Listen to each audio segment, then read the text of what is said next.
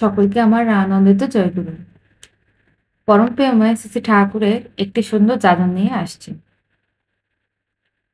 এক দম্পতি আসলো শ্রী আচার্যদেবের কাছে।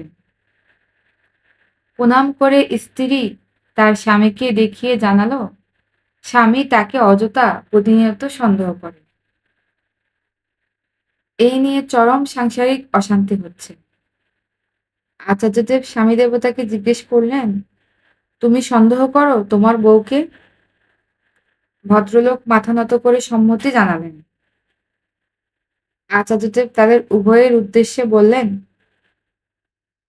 সন্দেহ আসে হীনমন্যতা থেকে।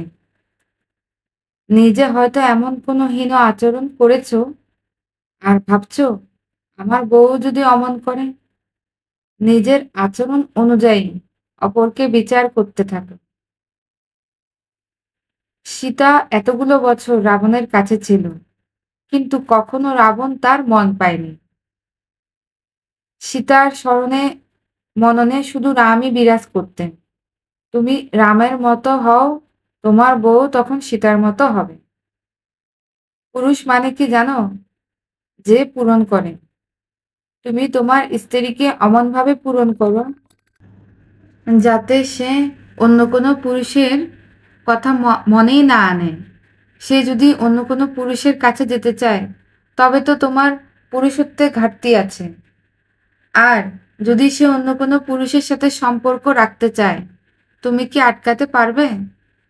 লুকিয়ে লুকিয়ে অমনভাবে যোগাযোগ রাখবে, তুমি জানতেও পারবে না। তাই সন্দেহ করা ছাড়ো। কাউকে আবদ্ধ করে রাখতে নেই, তাকে তার মতো ছেড়ে দাও। বেশি টানলে দড়ি ছিঁড়ে যেতে পারে। যাবে আর কোথায়? স্থায়ী সম্পর্ক ছেড়ে একটা টেম্পোরারি সম্পর্কে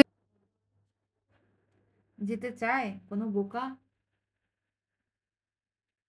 2 তারিখ ডিসেম্বর মাস 2023 থেকে যাজনটি সংগৃহীত। সকলকে আমার আনন্দিত জয়গুরু।